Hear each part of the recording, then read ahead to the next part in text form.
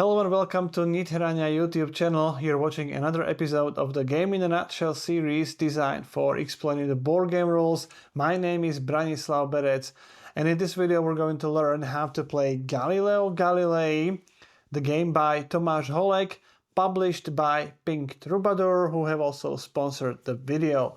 So let's get started.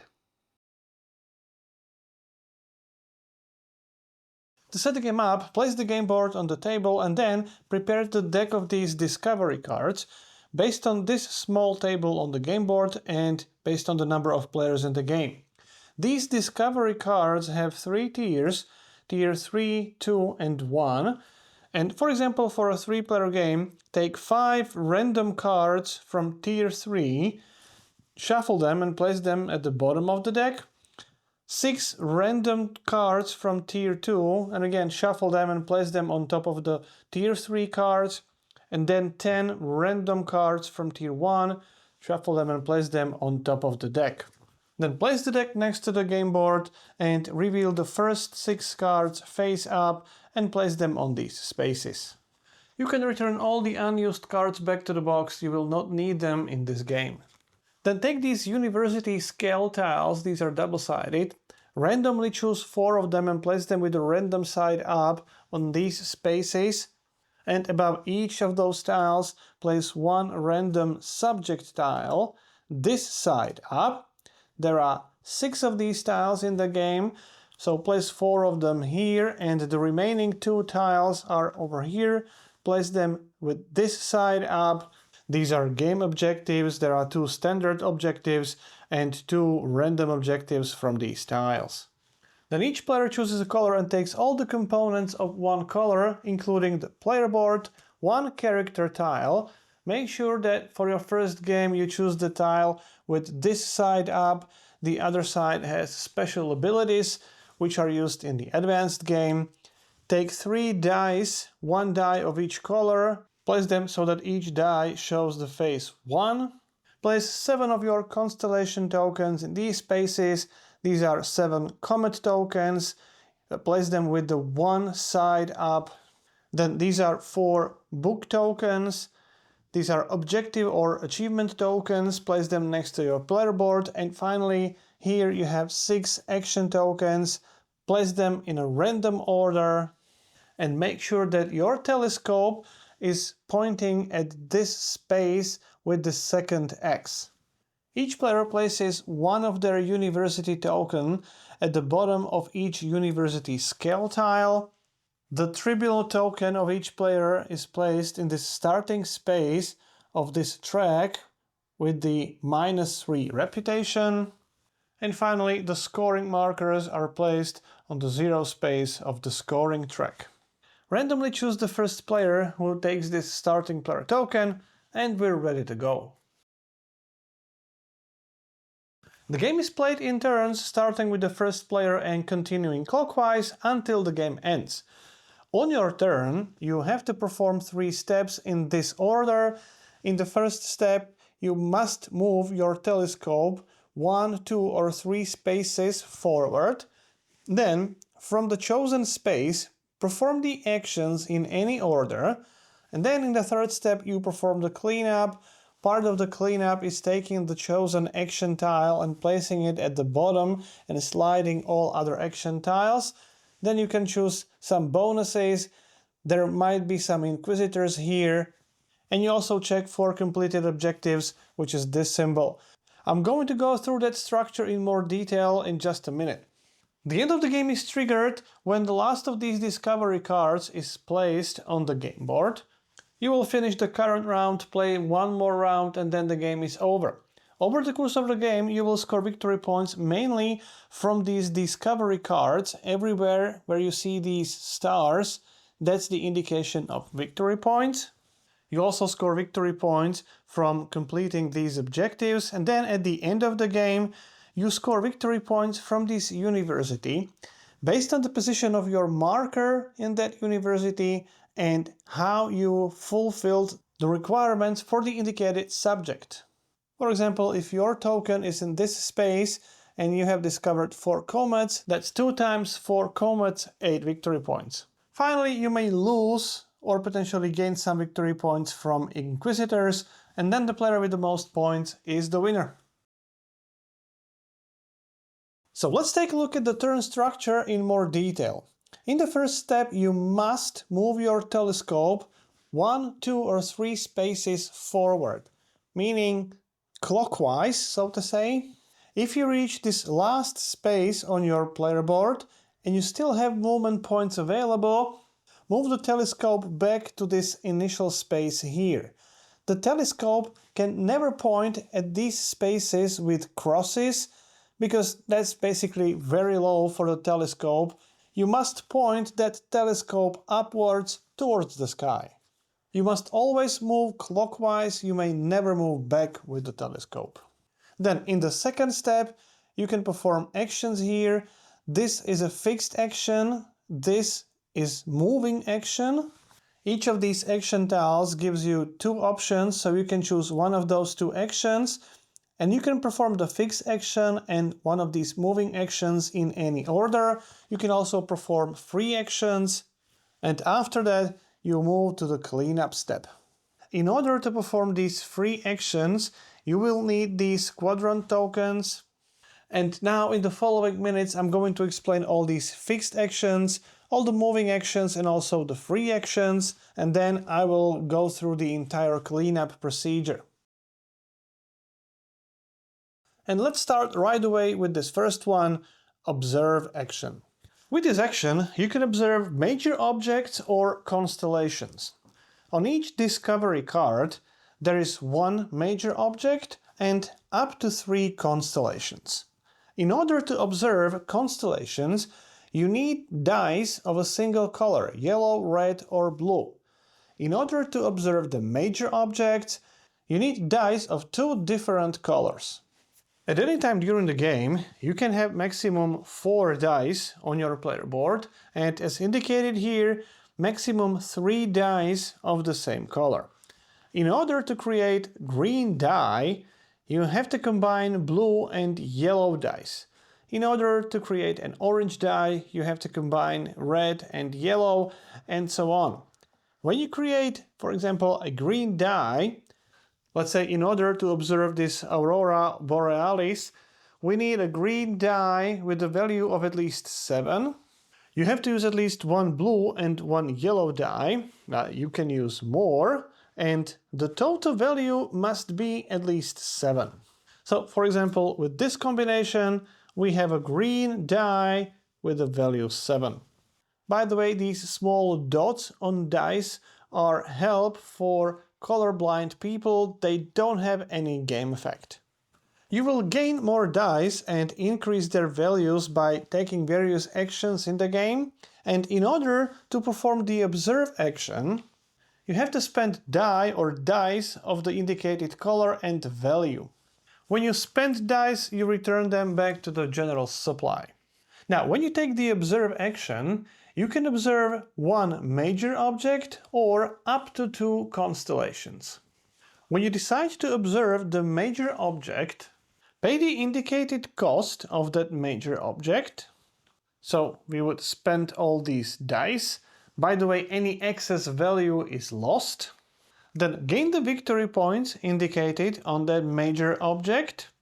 And then take the card and place it face up in your library like this, so that all these symbols are visible.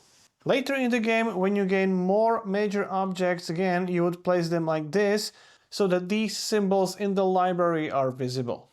The rest of the card is not relevant any longer. Then draw the new card from the discovery deck and place it face up in the empty space. Note that some of these major objects have this symbol. That's the Inquisitor symbol. When you observe these objects, make sure you place one of the Inquisitors in the leftmost space of your cellar.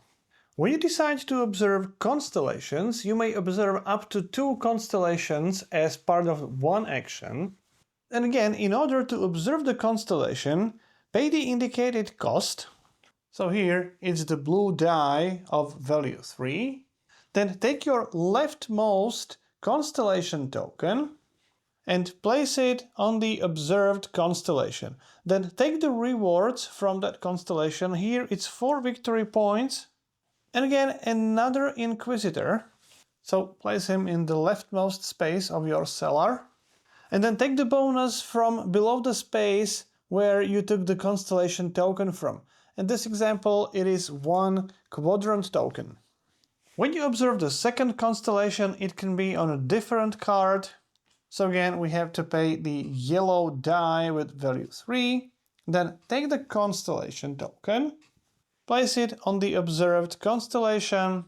We gain victory points, and now the bonus here indicates taking the card face down. In that case, take the top card of the discovery deck, but this time place it face down into your library, again making sure that these symbols are visible. After you use all of your 7 constellation tokens, then you can no longer observe constellations. One last note, when you observe the major object and the card has any constellation tokens, you can remove those tokens and put them back to the box. Now let's move to the second fixed action, which is either taking 1 die or giving lecture at the university.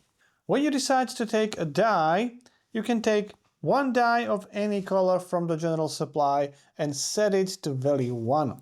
In a very rare case that you have all your spots occupied and you desperately need a die of a different color, you can simply remove one of the existing dice and place a new die in its space. If instead of taking a die, you decide to give a lecture at the university, choose one of the university track, move your token 1 space up, and take the bonus from that space. In this example, you can increase the value of 1 die by 1. After you reach the top space on a track, then you can no longer move any further on that track. I'm not going to explain all of these small symbols right now. I will explain them once I go through all these moving actions. Now, the next action is to spot a comet. When you take this action, take the leftmost Comet token from your player board and place it here above the discovery cards with the side showing number 1. Comet tokens are used to reduce the cost of observation action. Each Comet token reduces the observation cost by its value. So, for example, in order to observe this constellation, you need a blue die of value 3. If you use a Comet token, you only need a blue die of value 2. You can use multiple tokens during the same action, but remember, you can use each token only once per turn. So, for example, if I reduce the cost of this observation from 3 down to 1 using these 2 tokens, I cannot use these tokens again to reduce the cost of the second observation. And one last note, in order to perform the observation, you still must use that die, the color of that die, even though the total cost by using these discounts would be 0. The same applies to these major objects. You still have to use 1 die of each color in order to observe that major object. Now, after you use the token, if it's showing the value 1, move it to this space showing the value 2. That means after you use the token for the first time, you can use it later for the second time with even higher discount. So, for example, later in the game, if you want to observe this supernova, you can reduce the cost of 7 down to 3. When you use these tokens with value 2, move them to this space, and then you will be able to gain some bonuses during the cleanup phase. I'll come to that later. Now let's move on. The next action space shows the observe action and gain a die action, which we have already covered. So let's move to this upgrade action. This action space doesn't have any moving action. Instead, you only gain 1 quadrant token, and with the upgrade action, you can choose any of your action tokens and flip it to the golden side, which is upgraded side, and these actions are more powerful. Now, talking about those action tiles or moving tiles, let's take a look at the symbols on those tiles.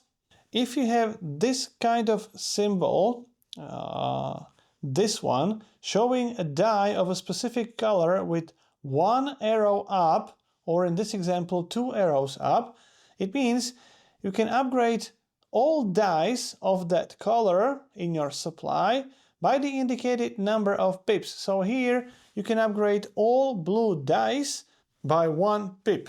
With this symbol you can upgrade all your blue dice by 2 pips, so meaning 2 going to 4 and 4 going to 6. The symbol that shows this multicolor die with the plus symbol indicates that you can gain a die of any color, and the symbol that shows the multicolor die with 3 pips or 2 pips indicates that you can upgrade 1 die in your supply by the indicated number of pips. So for example, 1 die by the value 3, so going from 2 to 5. Some action tiles may also show a university icon, which is this one. That's the give lecture action, which we have already covered. And finally, let's come to this purple book action symbol that indicates a write action, which means you can write in the library of your discovery cards. There are 2 types of these symbols, the one showing a flag on the book and another one showing a number. Here it's number 1. Let's start with the symbol showing the number. The number indicates how many spaces you can move a book token in your library. If it's 1, simply move it 1 space forward, 1 space to the right, and take the bonus from the space which you have reached. If the book has a number 3, for example, you can move 3 spaces with 1 token, or you can split that movement, meaning you can move by 1 space with 1 token, 2 spaces with another token, and again you must take all the bonuses from all spaces you have passed through or you have reached. You must take the bonuses from left to right. When you gain the book showing this flag icon, it means you can move 1 book token to the very end of the track, meaning going through all the symbols and taking all the bonuses. Again, you must take those bonuses, even though some of those bonuses, like here, may not be very pleasant. Remember, every time you activate this symbol, you gain 1 Inquisitor and place him in this space. However, this symbol allows you to move 1 Inquisitor to the next space in your cellar. So those were all the fixed actions, all the moving actions, and now let's take a look at these free actions. In order to activate each action, you have to spend indicated number of these quadrant tokens. So for 1 quadrant token, you have 2 options. You can change the color of 1 die, for example, changing this blue 6 into a yellow 6, or instead, you may upgrade 1 die by 1 pip. For 2 quadrants, you can gain a die or perform write action. With 3 quadrants, you can persuade 2 Inquisitors. You may move 1 Inquisitor twice or 2 Inquisitors by 1 space. And for 4 quadrants, you spot a comet. So that's it, that was the complete second step of your turn, and now let's move to the third step, to the cleanup step. In this one, first of all, if your telescope is pointing towards an action tile, the moving action tile, take that tile, put it to the front of the queue and slide all other tiles like this. This means that your moving tiles are actually rotating. Then in the second sub-step of this third step, if you have any comet tokens on this book of comets, take that token and place it in any empty bonus space and take that bonus. Each space can only contain 1 bonus token, and these spaces are only used in a 3 and a 4 player game. So in a 2 player game, these spaces cannot be taken. If all of these spaces are occupied, or if you don't want to place your token here, any number of tokens can be placed here. And then you have to check for interrogation and for game objectives. First, let's take a look at the interrogation. If you took any of these Persuade Inquisitor action. So anytime you move Inquisitor one space to the right, it's a good practice to stand that Inquisitor up, because that indicates that that Inquisitor will interrogate you. The interrogation only happens once, even if you persuade any number of Inquisitors. So, for example, you take the right action and move your book token over here, which means you go through this symbol, which means you persuade one of the Inquisitors.